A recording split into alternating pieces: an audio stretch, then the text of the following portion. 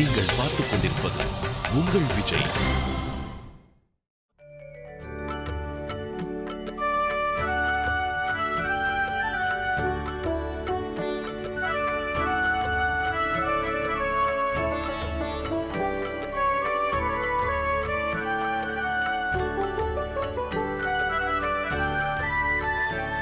இன்னும் கொஞ்ச நாள்ல எங்க செல்ல பொண்ணு லட்சுமி புகுந்து வீட்டுக்கு போயிடுவா.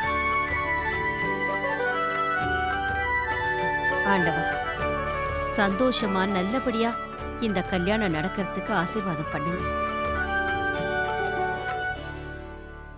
இன்னைக்கு நாங்க எல்லாரும் நீ கொடுக்கிற பிரசாதத்தை தான் எடுத்துக்க போறோம்.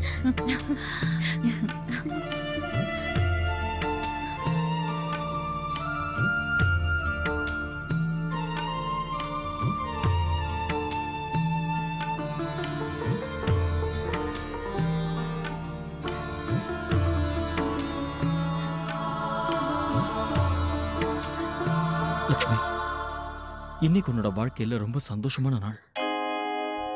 தயவு செஞ்சு இன்னைக்கு மட்டும் நீ அழுதுறாத. அதுக்கப்புறம் எல்லா போட்டோலையும் நீ அழுமுஞ்சியா தான் இருப்ப.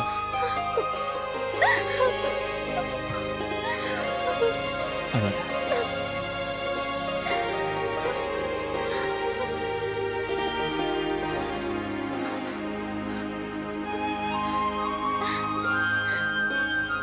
அர்ச்சனா, விருந்தாளிங்க எல்லாருக்கும் டிஃபன் எல்லாம் ஏற்பாடு பண்ணிட்டியா? ஆயிடுச்சுமா. லக்ஷ்மி ஃபங்க்ஷனுக்கு வேற ஏற்பாடு பண்ணணும். ஆமா, எல்லா ஏற்பாடும் பண்ணியாச்சு. இங்க பாருங்க, யாரும் எதை பத்தியும் கவலைப்பட வேண்டாம். இந்த கல்யாண வேலை நல்லபடியா நடக்கணும்னு வேண்டிக்க.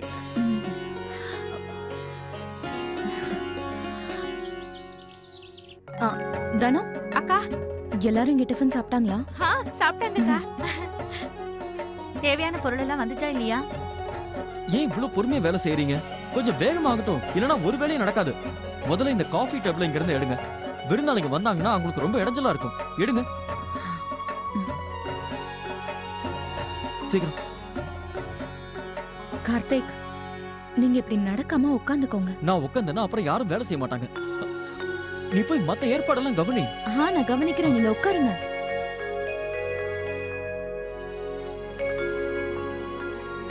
அக்கா, நீங்க பேசிட்டீங்களா? பாலல அப்பாயின்மெண்ட் கிடைச்சிருச்சா? கிடைச்சிருச்சு. அப்பாடா, நல்லதா போச்சு. எல்லாருக்கும் வணக்கம்.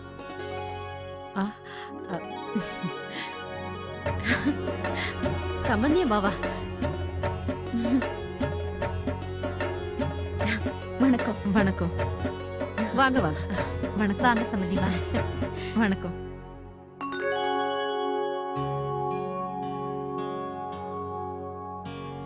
சரியான நேரத்துக்கு தான் வந்திருக்கீங்க. இன்னும் கொஞ்ச நேரத்துல ஃபங்க்ஷன் ஆரம்பிக்க போறோம். வாங்க அத்தை, வணக்கம். வணக்கம். வாங்க, உள்ள வாங்க. கொஞ்ச நேரத்துல ஃபங்க்ஷன் ஆரம்பிச்சிடலாம். சரிங்க, வாமா. வாங்க வாங்க. வாங்கக்கா.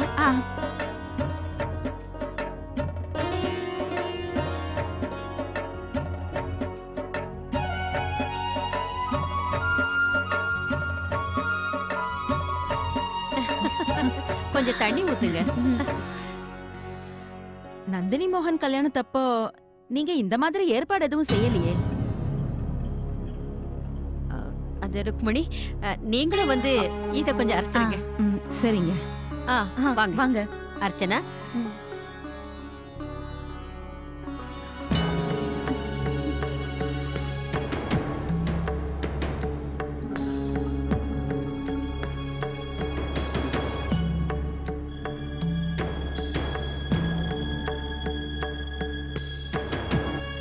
பிந்து, உன்னோட உடம்பு நல்லா இருக்கல்ல? பரவாயில்ல நீ, உடம்புக்கு எதுவும் இல்ல. நான் இங்க கொஞ்ச நேரம் ரெஸ்ட் எடுத்துக்கிறேன். சரி, நீங்க இப்படி உட்காந்துக்கங்க. சும்மா உட்காந்தா உடம்பு செட் ஆகாது. டேப்லெட் போட்டுக்க.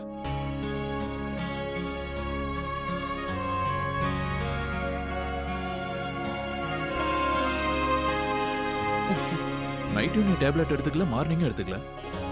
வேலை எப்பவுமே தான் இருக்கும். நீ ஒன்னும் கவலைப்படாத. இந்தா.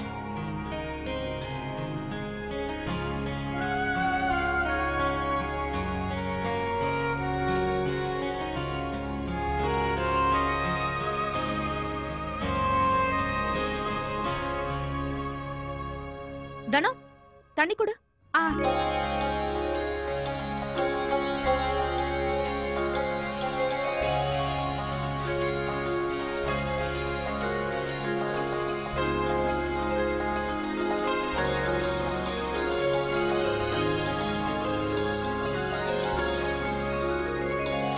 அவளுக்கு மாத்திரை கொடுத்தது உண்மையிலேயே ரொம்ப நல்லதா போச்சு.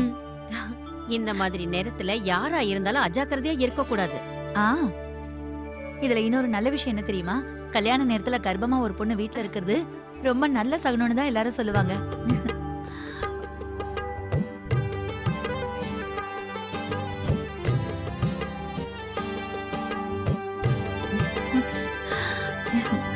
இது உண்மையிலேயே நல்ல விஷயம் தானே.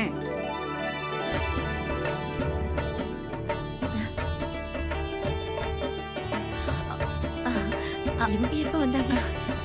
அக்கா நீங்களா?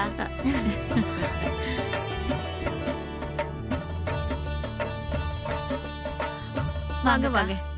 எப்படியோ வந்துட்டேன். அவங்க வந்து கூப்பிட்டப்ப வரக்கூடாதுன்னு நினைச்சேன். ஆனா இப்பதான் புரியுது என்னோட மனசு ரொம்ப நாளா இந்த வீட்டையே நினைச்சிட்டு இருந்ததுன்னு. வாங்க ஆசீர்வாதம் பண்ணுங்க. ஒரு நிமிஷம், முதல்ல அவளைதான் பார்க்கணும். ஏன்னா அவளுக்காகத்தானே நான் இவ்வளவு தூரம் வந்திருக்கேன். காவேரி, உங்க வாழ்க்கையில இவ்வளவு பெரிய சந்தோஷம் வரும் நான் நினைக்கல. நான் கொஞ்சம் கூட எதிர்பார்க்கவே இல்லை அர்ச்சனா கர்ப்பமா இருப்பான்னு.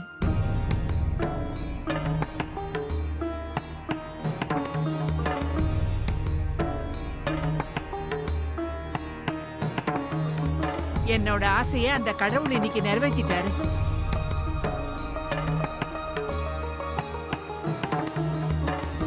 நான் வந்த உடனேயே என் மருமக அர்ச்சனா அம்மாவாக போறாங்கிற நல்ல செய்தியை கேட்டேன்.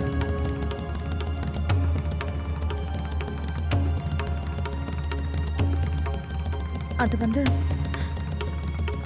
அத்தை, இவங்க எல்லாரும் என்ன பத்தி இல்ல, பிந்துவை பத்தி பேசிட்டு இருந்தாங்க.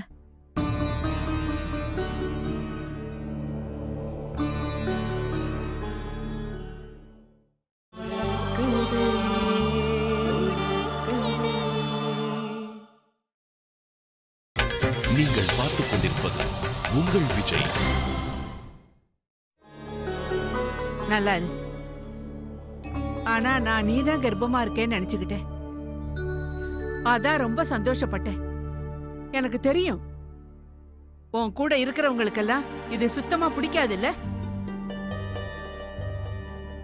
இல்ல இல்ல அத்தை, அப்படிலாம் எதுவும் இல்ல. அது வந்து என்ன நடந்துச்சுன்னா, நீ எதுவும் சொல்ல வேண்டாம். இந்த விஷயத்தை நீ விட்டுடு. முதல்ல கூட கார்த்திக்கு இதெல்லாம் பிடிக்காம இருந்தது. ஆனா நாங்க எல்லாருமே உன்னோட நல்லதை பத்தி தான் யோசிக்கிறோம். அதனால்தான் நான் அப்படி சொன்னேன். முதல்ல இந்த குடும்பத்துக்கு ஒரு வாரிசை பெத்து கொடுன்னு. சரி விடு, இனிமே அதை பத்தி ஏன் பேசணும்?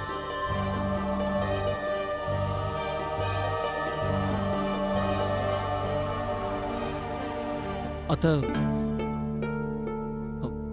வணக்கம் அத்தை. நல்லாரு நல்லாரு. என்னது கால்ல கட்டெல்லாம் போட்டிருக்க? ஒண்ணும் இல்ல அத்தை, கீழே விழுந்துட்டேன். அக்கா வணக்கம்க்கா. வணக்கம்ப்பா. எனக்கு ரொம்ப சந்தோஷமா இருக்கு. லக்ஷ்மியை ஆசீர்வாதம் பண்றதுக்கு நீங்க இவ்வளவு தூரம் வந்திருக்கீங்கல்ல. ஆஹா, அக்கா வந்தாச்சா? வாங்கக்கா, வாங்க வாங்க.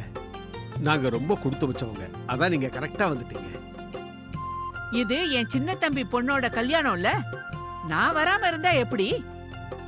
ஒரு உண்மையை சொல்லட்டுமாக்கா, நம்ம குடும்பத்துல நடக்கிற கடைசி கல்யாணத்துக்கு நீங்க வராம போயிருந்தா உண்மையிலேயே நாங்க ரொம்ப வருத்தப்பட்டிருப்போம். கார்த்திகோட கல்யாணத்துக்கும் நீங்க வராம விட்டுட்டீங்க, அப்புறம் நந்தினியோட கல்யாணத்துக்கும் நீங்க வரல. ஆனா இந்த கல்யாணத்துக்கு நீங்க வராம இருந்திருந்தா அப்புறம் நாங்க ரொம்ப வருத்தப்பட்டிருப்போம். எப்படி அடிபட்டுச்சுன்னு உங்ககிட்ட கேட்டேன்ல. அதான் அத்தை, நான் கீழே விழுந்துட்டேன். சங்கீத் ஃபங்க்ஷன்ல ஆடிட்டு இருக்கும்போது நான் ஸ்டேஜ்ல இருந்து. எப்படி? அது வந்து மாப்பிள்ளை வீட்டுக்காரங்க ஹோட்டல்ல சங்கீத் ஃபங்க்ஷன் அரேஞ்ச் பண்ணிருந்தாங்க. அங்க ஸ்டேஜ்ல விழுந்துட்டேன். ஹோட்டல்லையா? மாப்பிள்ளை வீட்டுக்காரங்க சங்கீத் ஃபங்க்ஷனை ஹோட்டல்லையா ஏற்பாடு பண்ணிருந்தாங்க? என்னடா, என்ன இடத்துல சம்பந்தம் பார்த்திருக்க? எல்லாத்தையுமே நீ பார்த்து ஒழுங்கா செஞ்சியா இல்லையா?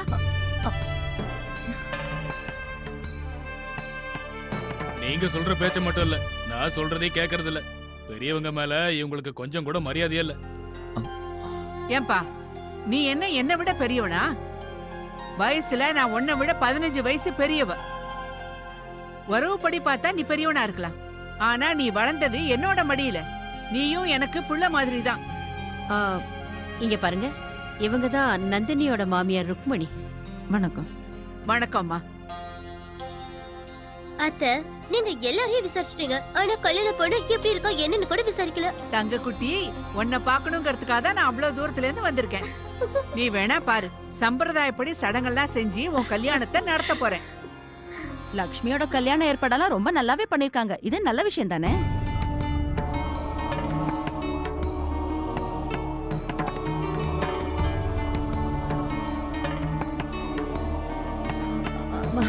அத்தை, நீங்க ஏற்கனவே டிராவல் பண்ணி டயர்டா வந்திருப்பீங்க. நீங்க போய் ரெஸ்ட் எடுத்துக்கோங்க. அப்புறம் ஃப்ரெஷ் ஆயிட்டு வாங்க, நான் சாப்பிட ஏற்பாடு பண்றேன்.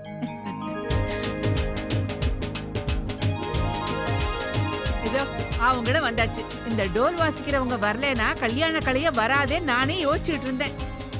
இன்னும் நல்லா சத்தமா வாசிங்க. இதுக்கு மேல சத்தமா வாசிக்க முடியாதா என்ன?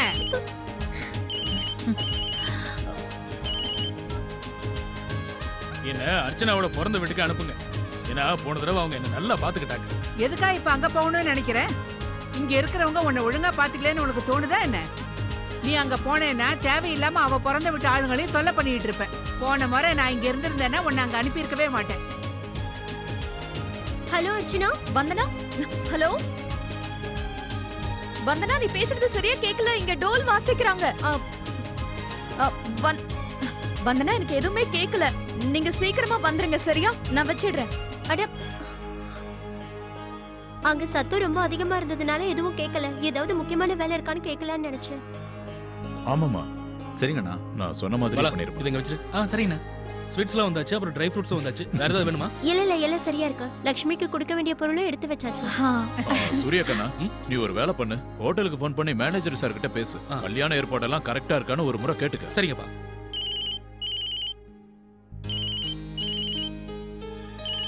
ராகுலோட ஸ்கூல்ல இருந்து கால் பண்றாங்க. ராகுல் ஸ்கூல்ல இருந்து ஃபோன் பண்றாங்களா? என்னன்னு கொஞ்சம் கேளுங்களேன். ஹலோ, ஆமா, நான் ராகுலோட அப்பா தான் பேசுறேன். என்ன? சொல்லுங்க. ஓகே ஓகே, நாங்க வர்றோங்க. என்னங்க, என்ன விஷயமா? இன்னைக்கு ஸ்கூல்ல பேரண்ட்ஸ் டீச்சர்ஸ் மீட்டிங்கா? ஏன் உனக்கு தெரியாதா? இல்லங்க, இன்னைக்கு எந்த மீட்டிங்கும் இல்லையே. வந்தனா, நீ அவனோட டைரியை பார்த்தல? அது வந்து அவன் டைரி தொலைஞ்சிருச்சுன்னு சொன்னா. ரொம்ப நாளாவே டைரி இல்ல. ஆனா அவங்க என்ன சொன்னாங்க? அவங்க எங்களை உடனே புறப்பட்டு வர சொன்னாங்க. ஏதோ முக்கியமான விஷயமா? நீ லாஸ்ட் டைம் மீட்டிங்க்கும் போகவே இல்லையா? போன முறை அவங்க தேதி ஏதோ மாத்திட்டாங்கல்ல. புது தேதியை ராகுல் அப்புறமா சொல்றேன்னு சொன்னான். அதுக்கப்புறம் அவன் சொல்லல. இந்த தடவை மீட்டிங் இருக்குன்னு என்கிட்ட ராகுல் சொல்லல. ராகுல் எங்க இருக்கா? ராகுல் வீட்ல இல்லப்பா. காலையிலேயே வெளியே போயிட்டான். அவன் ஃப்ரெண்டு யார்கிட்டயோ ஏதோ ஸ்கூல் நோட்ஸ் வாங்க போனா. சீக்கிரம் வந்துருவான். ஸ்கூல்ல இருந்து போன் வர விஷயம் ராகுலுக்கு ஏற்கனவே தெரிஞ்சிருக்குமோ? அதனாலதான் வெளியே போயிட்டானா? அப்படிலாம் நிச்சயம் இருக்காதா? எதுக்காக இப்படி பண்ண போறா? இப்படி செய்ய வேண்டிய அவசியம் என்ன இருக்கு? நீங்க ரெண்டு பேரும் ஒண்ணு பண்ணுங்க. நீங்க உடனே ராகுலோட ஸ்கூலுக்கு போங்க. டீச்சரை பாத்தீங்கன்னா எல்லாம் தெரிஞ்சிடும்ல. சரிண்ணா. சரி. அம்மா, நாங்க போயிட்டு வர்றோம். பாப்போலாம். சரி.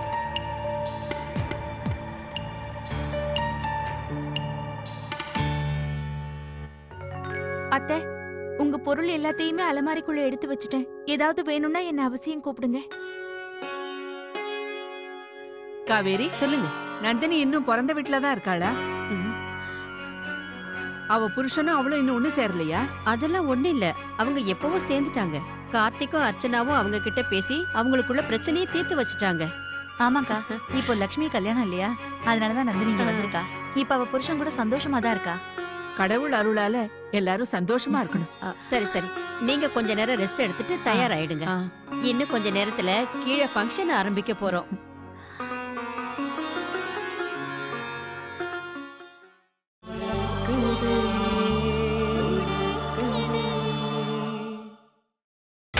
நீங்கள் பார்த்துக் கொண்டிருப்பது உங்கள் விஜய்.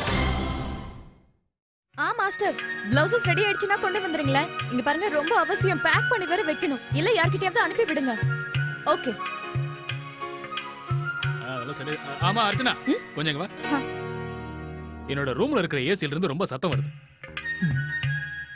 நான் போய் பார்த்துட்டு வரேன். கொஞ்சம் சைக்காலஜிக்கல் ட்விஸ்ட் கொடுக்கணும். அது மாமா. மாமா, வாங்க, என்னன்னு பாக்குறேன்.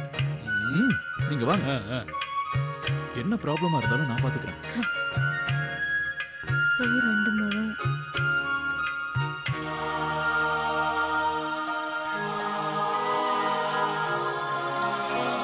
கார்த்திக், நீங்க மாத்திரை போட்டுக்கிட்டீங்களா?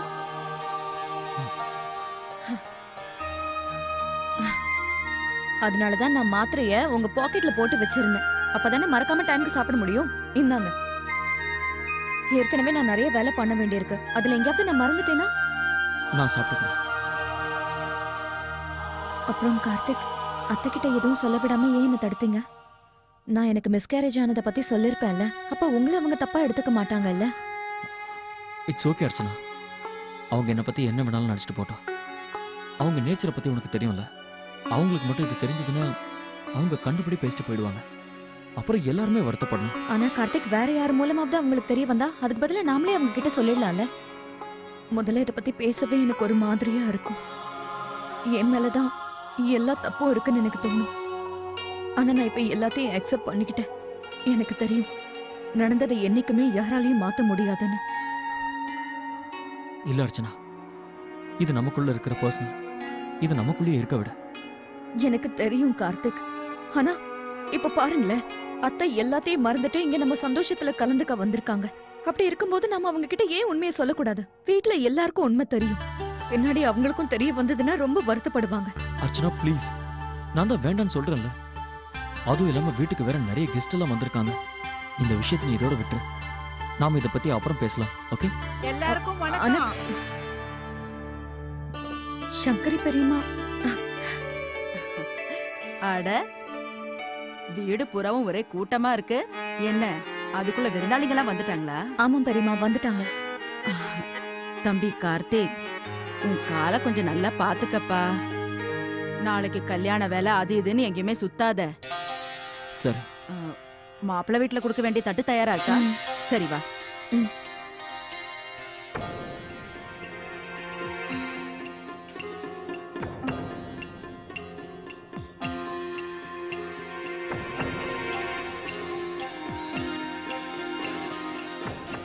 மாப்பிள்ள பாக்குறதுக்கு அப்படியே ராஜகுமார மாதிரி இருப்பான். அவனை பார்த்தா ஏதோ நாட்டோட இளவரசன்னு நினைப்பீங்க. நான் உன்னை பாராட்டுவேன்னு எதிர்பார்க்கறியா? இல்ல இல்ல, நீங்க வேணா பாருங்க. மாப்பிள்ளை பார்த்த உடனே நீங்களே பாராட்டுவீங்க. உண்மையே சொல்றோம் அத்தை, நிக்கில் உண்மையிலேயே ரொம்ப அழகா இருப்பாரு. மாப்பிள்ளைய பார்த்ததுக்கு அப்புறம் தான் நான் உன்னை பாராட்ட போறேன். அதுவும் இல்லாம பெரியவங்க சம்பந்தம் பேசும்போது பொண்ணுங்க நல்லா இருக்கணும்னு தான் நினைப்போம். பொண்ணுங்க நல்ல குடும்பத்துக்கு போனாதான் அவங்க நல்லா இருக்க முடியும். எதுவா இருந்தாலும் அது விதியோட விளையாட்டுன்னு தானே சொல்ல முடியும். அத்தை, இத பாருங்க. மாப்பிள்ளை வீட்டுக்கு அனுப்ப வேண்டிய தட்டு தயாரா இருக்கு. இதுல வேற ஏதாவது வைக்கணும்னா சொல்லிடுங்க.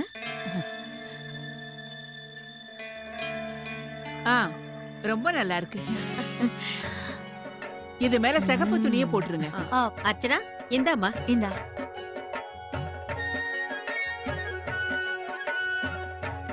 சரி, லக்ஷ்மிக்காக இப்ப நான் போய் மாப்பிள்ளை வீட்டுல இருந்து நலங்கு எடுத்துட்டு வர போறேன். ஒரு நிமிஷம் இரு சங்கரி. எனக்கு என்ன தோணுதுன்னா, நானும் மாப்பிள்ளை வீட்டுக்கு வரேனே, அப்பதானே மாப்பிள்ளை வீட்டுக்காரங்களை நான் பார்க்க முடியும். ஒரு நிமிஷம் இருங்க. ஒண்ணுல, நீங்க எதுக்காக போகணும்? சங்கரி போய் அந்த நலுங்கு மாவை எடுத்துட்டு வரட்டும். பாவம், நீங்க களைப்பா இருப்பீங்க. கொஞ்ச நேரம் ரெஸ்ட் எடுங்க. ஆமாங்க, அதுவும் இல்லாம நீங்க சாயந்தரம் அவங்கள பார்க்க தானே போறீங்க. ஆமாங்கம்மா. இப்ப நீங்க வந்து என்ன செய்ய போறீங்க? நான் போயிட்டு வந்துடுறேன். இல்லக்கா, உங்களுக்கு போகணும்னு தோணுச்சுன்னா தாராளமா போயிட்டு வாங்க. போய் பாருங்க.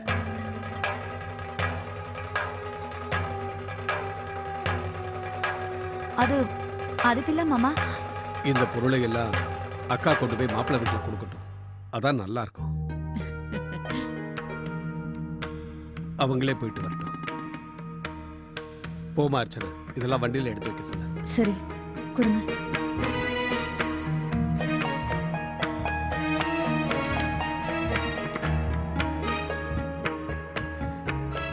சாந்தி, நீ எதுக்குமே கவலைப்படாத. ரமாதா அங்க இருக்காங்க இல்லையா, அவங்க எல்லாத்தையும் பாத்துக்குவாங்க. இப்ப இந்த சடங்கு நல்லபடியா முடிஞ்சிருச்சு. நான் கிளம்புறேம்மா. சரிங்க. புரோகிதர் ஐயா, உங்களுக்கு ரொம்ப ரொம்ப நன்றி. ரொம்ப சந்தோஷம். நான் வரேன். போயிட்டு வாங்க. வாங்க. புரோகிதர் என்ன சொன்னாருன்னா, நீ பூணூல் போட்டதுக்கு அப்புறம் குடும்பஸ்தனா மாறிட்டியாம். அம்மா, நான் போய் ட்ரெஸ்ஸிங் பண்ணிட்டு ஒரு வந்துறேன். நிமிஷம். அதுக்குள்ள என்ன அவசரம்? உனக்கு நலங்கு வைக்கணும். சங்கரி அக்கா இன்னும் கொஞ்ச நேரத்துல வந்துருவாங்க. எனக்கு நீங்க நலங்கு வைக்க போறீங்களா? அதெல்லாம் முடியாது. ஏய் நிக்கல், உட்காரு உட்காரு சொல்றேன். கேளுங்க அம்மா, என்னால இதெல்லாம் செய்ய முடியாது. லக்ஷ்மி வீட்டாளுங்கள உன்னை பழி வாங்கணும்னு நினைக்கிறாங்க போல இருக்கு நிக்கு. எனக்கும் அப்படிதான் தோணுது.